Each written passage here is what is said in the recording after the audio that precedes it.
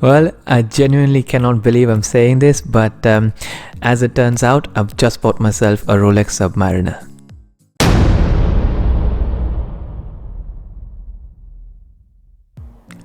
So as you can see there, apart from the watch in that box down there, we got a couple more boxes up here as well. These are a couple of gifts which I was offered from Preston's, the authorized dealer where I bought this watch from, purely because this was my first time doing business with them and also my first time ever buying a Rolex. So that's very kind of them. But before we get to any of these boxes, I just wanted to talk you through my collection day experience. So like I said, I bought this watch from an authorized dealer called Preston's. This is their Guildford branch. And as soon as we reached the store, I was greeted by a guy named James. He definitely came across as a person who would go the extra mile for any of his customers. So I'd say if you are in Guildford, if you are at Preston's, definitely reach out for James. He might be able to sort you out as well. But as soon as we reached there, I was told that the Rolex boutique area was busy, and we were invited to wait in the lobby area for about 3 to 5 minutes. And straight away, James offered us a choice of drinks. So there was, tea, coffee, champagne, beer, and wine. And while we were waiting there, James was kind enough to let me have a look at some of the rare pieces. Now, bear in mind, these are pieces borrowed from the customers in the shop. It's just that James knew them so well that we were able to have a quick look at them. And the first thing we looked at was this Rolex Day Date in the platinum version. Now, the fact that Rolex's website says that price on request, I mean, should tell you how rare and how unique this piece is. Absolutely incredibly beautiful. For me personally, this is the first Rolex I've ever held in my hand, and I was absolutely blown away, as you can imagine. The detail on this is just, I've never seen anything like it before, and I could not believe, just how beautiful a watch can be. And as soon as I was trying to get my head around all of this, everything that was happening around me, James goes on and brings this another Day Date in the sort of Everose gold and green dial version. Again, just the sheer quality of this watch, just the detail in the watch, I was again absolutely blown away and just could not believe I was getting to interact with such rare pieces in that shop. And we waited there for a couple more minutes, had a good chat with James as well, and then we were told that the Rolex boutique area is now vacant for us. So we moved ourselves there, and again, as soon as I walked in there, I was absolutely, so excited, so nervous, and kind of pretty much like a kid in a candy shop. There were so many watches to look at, which I'd never seen before. I've never been to a Rolex boutique before, to be honest. So this was a big moment for me, and I was just absolutely baffled by what to look at, what not to look at. Again, as soon as we sat down, James had another customer walk in, and this guy was wearing a Rolex Yachtmaster. Now, I don't know the full details of this, but I absolutely loved the Oysterflex bracelet or strap on this one. Again, just couldn't believe the pieces I was getting to interact with. Anyway, a few moments later, James went to the back of the store and got my Submariner out. Now, you can see the box here. I actually obviously unboxed it there just to do the sizing and whatnot, but the first time I looked at my Submariner, I was again absolutely blown away. Honestly, growing up, buying a Rolex was not even in the radar of things I could have imagined. So for me, this was a big moment, and I honestly never thought I would see this day. So I was absolutely again overwhelmed by everything that was happening around me. My brain, I was hearing things, I was talking to people, I was seeing things, seeing watches, but my brain just couldn't process any of it really. And which is why I was trying to record as much as I could, because I knew I'd have to go back home, calm myself down and look at this all over again. So I mean, the champagne helped a little bit, but to be honest, I still couldn't, it feels like a dream all of this day. Anyway, so I did the unboxing, we did the sizing, and had another good chat after for a few minutes, and then we were out of the shop. So that was the collection day experience. Again, I remember this day for a very long time, and James, if you're watching, thank you so much for making it so special for me. So here we are. Let's just go through the gifts first before we get to the watch. So the first one here is a pen from Rolex. Now, I'll admit I am not a person who knows much about pens, but if there's anything I've learned from my experience at the Rolex boutique today, it's that if anything has the Rolex name on it, it's probably very well made and also worth quite a lot as well. So even though I am not, like I said, a person who's into pens, as a gift, as a memory, I'll definitely appreciate this for a very, very long time.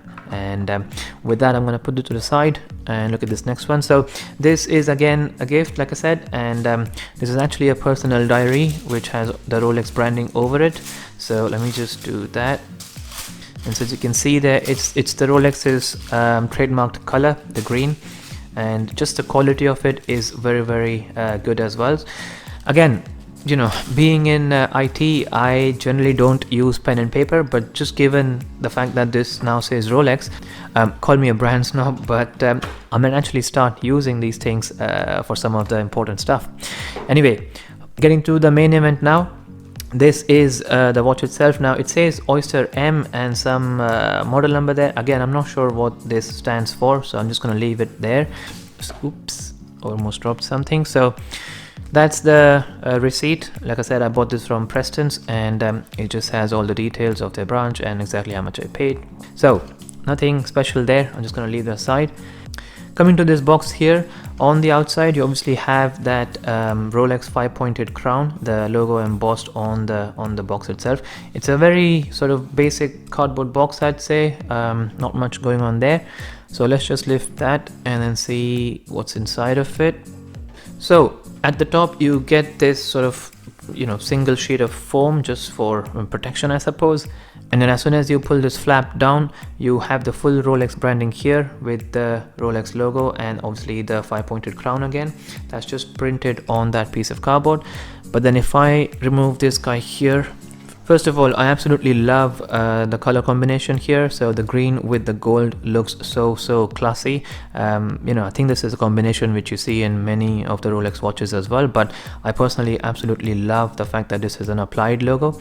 It might not be metal, it might just be, you know, gold coated plastic or whatever, but just the look of it, just the feel of it, it looks really nice and classy. And then there's nothing on the side, but on the back here it just says Rolex SA Geneva Swiss, I don't know. Let's just open this up and see what we get inside. So you can see there straight away, apart from the Rolex branding, there is the watch itself, and we'll come back to that in a second. Let's just go through everything else that's in the back of this box here. So if we drop that down, so you can see I've got the 3 spare links there. Obviously I had to size it down to my wrist. I've got a very small wrist, and we've also got this superlative chronometer seal from Rolex, and then just the price tag with the barcode on the back of it. I'm gonna leave this here, and then up here we've got the user manual. This is for both the Submariner and the Submariner date version as well. It just tells you how to set your date, time, etc. Just a normal user manual, basically, nothing special there. Again, leave it to the side. And finally we come to this. We've got well, we've got this sort of, I think this is leather, might not be, but looks like or feels like leather at least. And we've got here this guarantee manual. So I think this just tells you how the guarantee works in all sorts of different languages. Again, I'm not going to bother reading that here. So, and finally we come to this the guarantee card. Now, like I said, I've never bought a Rolex before, so I don't know what the old version was like, but I can definitely tell you that this new version of the guarantee card is absolutely incredibly beautiful.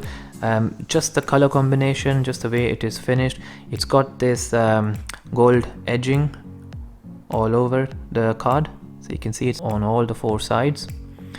And if I flip this around, on the back of it, obviously the serial number, I've blurred it out, but you can see the model number there. This is the 124060 124060. Now, I think the older versions of this guarantee card used to have the name of the first owner written on the card, but Rolex doesn't do that anymore. So, like I said, this is the Rolex Submariner 124060. That makes it the 41mm Submariner. So the case size is 41mm as opposed to the 40mm that's the previous version used to have, the 114060.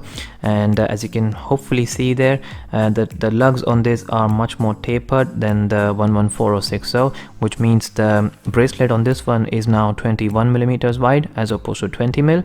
And The other key features or key differences I should say is that the movement in this one is the caliber 3230, which means it now has 70 hours of power reserve as opposed to the previous 48 hours.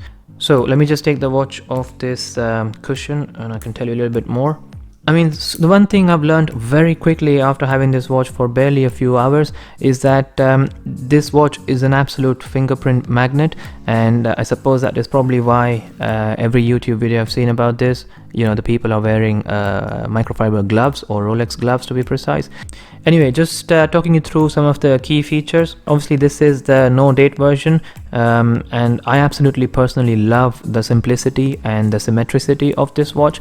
You know, Submariners, any Submariner is a good Submariner, but as far as the normal black Submariners go, I absolutely love the no date version more than the date versions. And one of the interesting facts which I did not know until very recently, until I started researching about this specific watch, is the fact that all the hands and the hour markers are made of real white gold, 18 karat white gold, so that avoids you know, tarnishing or fading over time.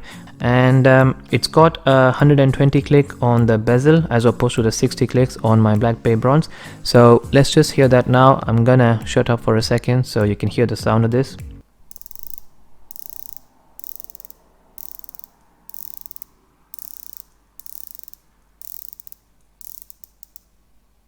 I mean, I was absolutely blown away by just how crisp, precise, and at the same time smooth and sort of glidey and buttery this bezel is.